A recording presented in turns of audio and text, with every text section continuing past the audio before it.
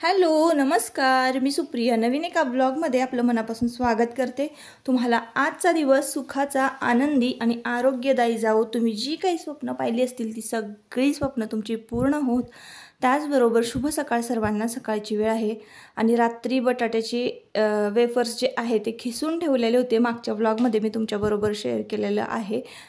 तर रात्री 2 वाजले बटाट्याचे वेफर्स खिसता आणि आज सकाळी कसं तरी करून मला 5-5:30 वाजेपर्यंत जाग आलेली होती। आतापर्यंतचे क्लिनिंगची कामं झालेली आहेत ताईंनो। आणि आता मी अन्नपूर्णेचं पूजन केलं आणि पहिल्यांदा बटाट्याचे जे वेफर्स खिसून ठेवलेले आहे तर ते शिजायला घातलेले आहेत।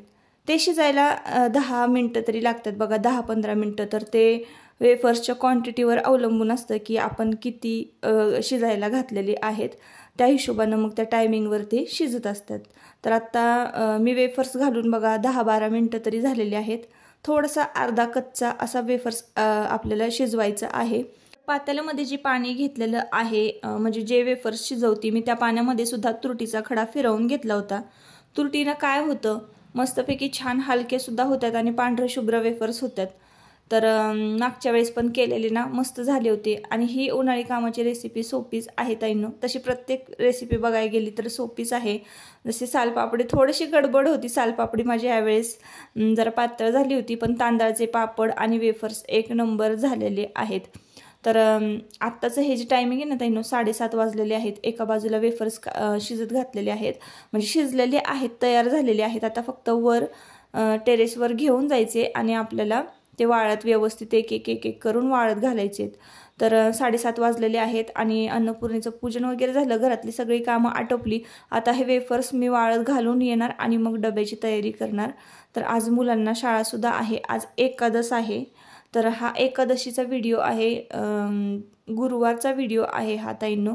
आणि दर गुरुवारी मी साडी नेसते ना, म्हणजे एकादश असू दे किंवा संकष्टी, अमावस्या, पौर्णिमा असं काय असेल ना, विशेष काय असेल तर मग साडी नेसते।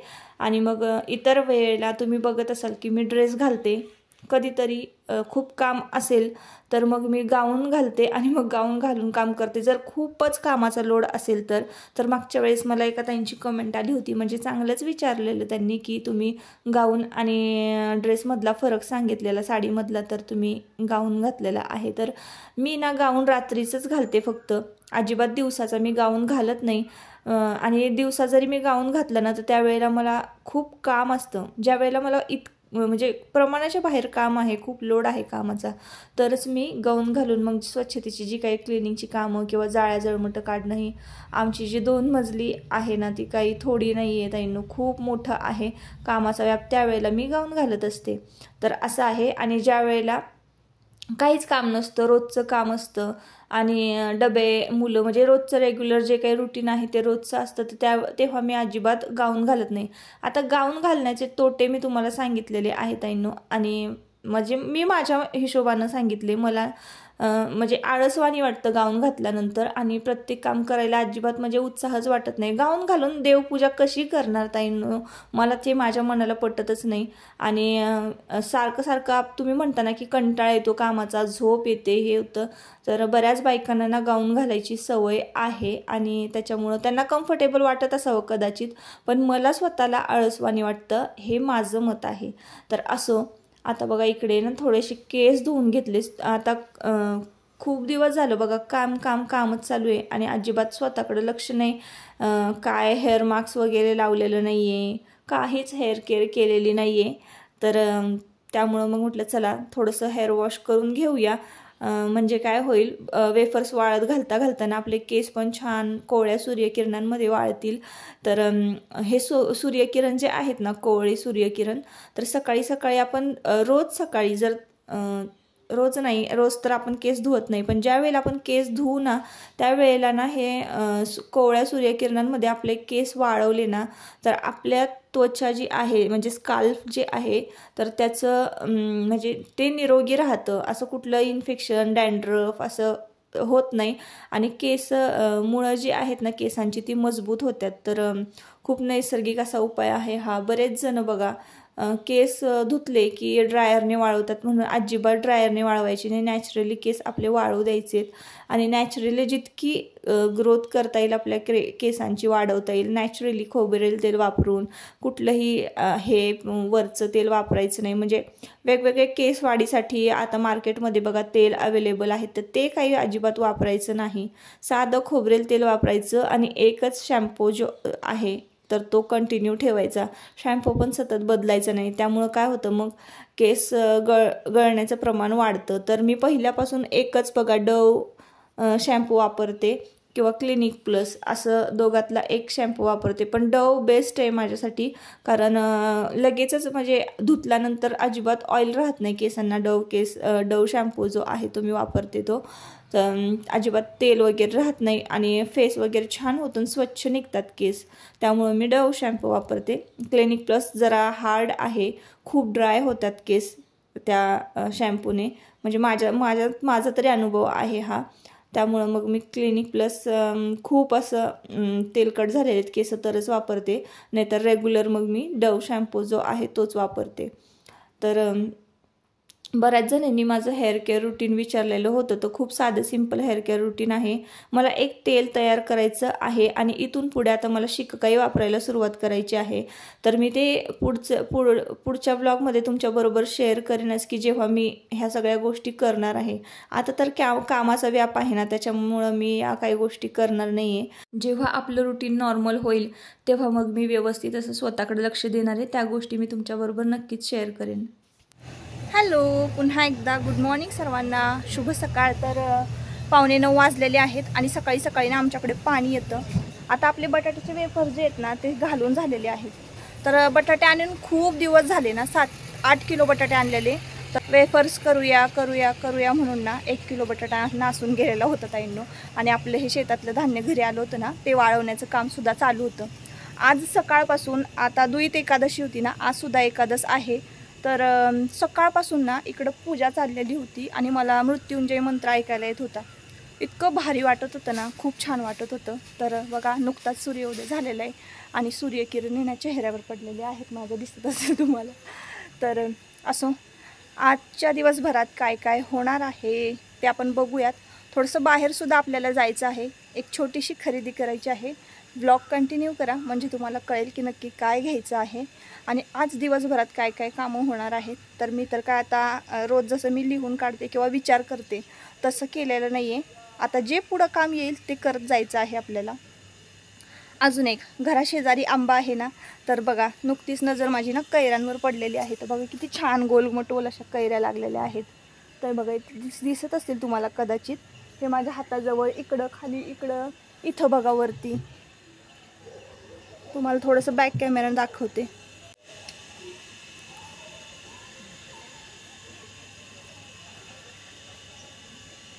बघा किती छान मस्त आंबे लागलेले आहेत. इकडं पण एक छोटासा आहे, इकडे बघा.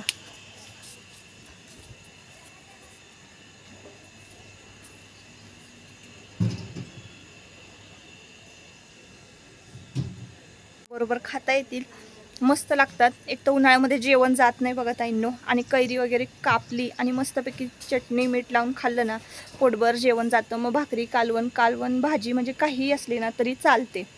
तर आता खाली जाऊयात आणि कामाला सुरुवात करूयात.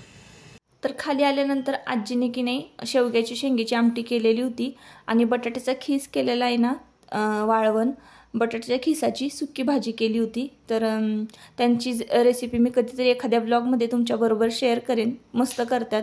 तर भाज्या तर त्यांनी करून ठेवलेल्या होत्या ना, मग माझं काम खूप हलकं झालं. मी खाली आल्यानंतर मग चपाती आणि भात केलेला होता आणि मग लगेचच तुमच्या दादांना जेवायला वाढलं. तर इकडे काकडी टोमॅटो सॅलड म्हणजे कापून ठेवलेलं होतं. बीट गाजर त्यांना लागतं, ते जिमला जातात, त्यामुळं मग उन्हाळ्याचं सॅलड खाल्लेलं कधी पण चांगलंच असतं.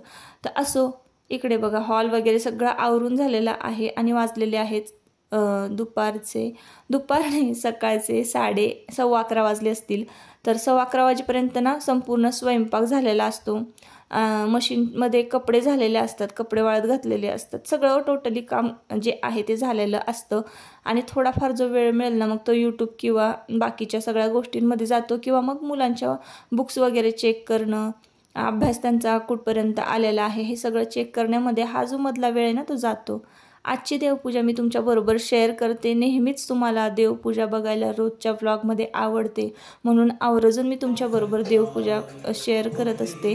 तर छान अशी बघा पिंक कलरची मोठी मोठी फुलं जी आहेत ती मी वाहिलेली आहेत आणि छान वाटतो. जास्वंदीच्या फुलांनी देवघर जे आहे ना खूप उठून दिसतं, खूप पॉझिटिव्ह वाटतं. आणि हॉलमध्ये आमचं देवघर असल्यामुळं ना समोरून येणाऱ्या व्यक्ती किंवा हॉलमधली जी काही एनर्जी आहे तर ती नेहमीच सकारात्मक राहते आणि बाहेरून येणाऱ्या माणसाला सुद्धा जाणवते. तर असो, इकडे बघा किचन कट्टा स्वच्छ झालेला आहे. फक्त देवांशला चारलं मिक्सर मध्ये चपाती बारीक करून आणि थोडं स्वयंपाक जो आहे तो करून ठेवलेला आहे. झाकून वगैरे सगळं ठेवून दिलेलं आहे.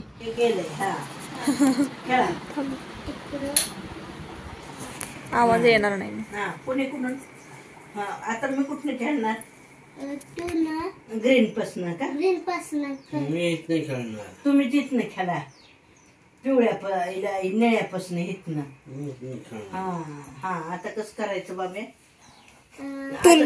तुलाच येतं का ते आधी ते बघ बाबू. हा तुझं म्हण की आता कसं फॅन बंद केला असेल. हा बाबा तुमचं इकडं. हा हा अजून स्कूलमधून जाऊन आल्यानंतर थोडाफार जो काही वेळ शिल्लक राहतो ना तर तो आजीबाबांबरोबर घालवायला देवांशला आवडतं. तर देवाचं कसं असतं लुडो खेळा किंवा वेगवेगळे खेळ खेळायला तो आजीबाबांना शिकवतो. आणि इकडं बघा आता चॉकलेटसाठी बाबांकडे लाडीगुडी चालू आहे.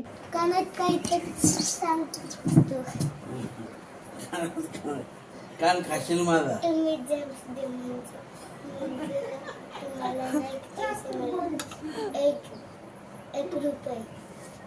काय सांगितलं?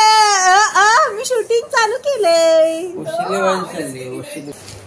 त्याला नका देऊ, त्याला नका देऊ. बाबा पाहुणे आले की नाही घरात, त्यांनी मला पैसे दिले की नाही तर मग तुम्हाला देतो. देणार तुम्हाला काय? होय का? तुला पैसे देणार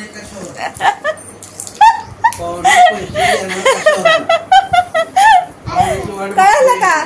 पाहुणे आले आणि त्यांनी पैसे दिले ना की मग मी बाबांना पैसे देतो.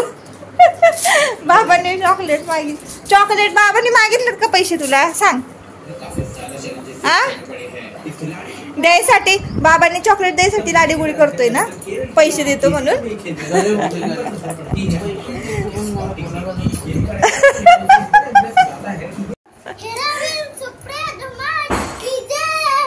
कोण म्हणलं मी हिरोईन? ए बघ बघू वारं किती जोरात आला. अशू अशू अशू अशू तिकडचं दार लाव बघू. थांब दिवा बघ. वारं सुटले, वादळ सुटले. दार लाव. हे नाही दार लावायचं. पुढचं दार नाही, मागची दारं लाव. अरे माझी बटाट्याची पेपर जोडून जाते का? बघायला पाहिजे. हे बघ, हे बघ, धूळ बघ, धूळ बघ. अरे वाई धूळ बघ बघ कसं उडत चाललंय. चल मी चालले बघायला. तर एवढ्या जोरात वादळ आलेलं होतं ना ताईंनो, बटाट्याचे वेफर्स पटापट गोळा केले आणि खाली आणलेले आहेत. दुपारची वेळ आहे ताईंनो. दुपारची म्हणजे जेवणं वगैरे लवकर होतात आमच्याकडे. 11 साडे 11 वाजता जेवणं होतात ना, मग 3:30-4 वाजेपर्यंत नेमकी भूक लागते. आणि 4 म्हणजे चहाचं टायमिंग झालं तर चहाबरोबर थोडंसं काहीतरी भेळ वगैरे खायला असलं ना की बरं वाटतं. आणि हे मी कटर आणलेलं आहे तेव्हापासून आयुषला तर सगळंच काम करणं सोपं झालेलं आहे. ऑमलेट वगैरे करायचं असेल तर कांदा टोमॅटो तोच कट करतो. आता भेळ करायची आहे तर कांदा टोमॅटो त्याने कट केलेला आहे. हे जे कटर आहे ते मी कृषी प्रदर्शनातून घेतलेलं आहे. 300 रुपीजला मला बसलं. ऑनलाईन जर घ्यायचं म्हटलं तरी त्याची किंमत सेमच आहे, आसपास थोडं 300च्या असावं. पण मटेरियल मला ना ऑफलाईन बघूनच घ्यायचं होतं म्हणून मी हे ऑफलाईनच विकत घेतलेलं आहे. पाहिजे तर तुम्ही ऑनलाईनसुद्धा घेऊ शकता, पण खूप उपयोगाची गोष्ट आहे, नक्की घ्या. तर मी तर सजेस्ट करेन. पटापट सगळी कामं होतात. कांदा वगैरे तर खूप फास्ट कट करून होतो. तर आता इथं आमची भेळ तयार झालेली आहे. तर मस्तपैकी आता बघा मिक्स केली भेळ. यामध्ये थोडंसं लिंबू पिळलं, लाल तिखट, मीठ घातलेलं आहे आणि फरसाणा घेतलेला आहे. हा फरसाणा एकदम छान क्रंची आहे, कुरुम कुरुम लागतो आणि खूपच भारी लागतो तो.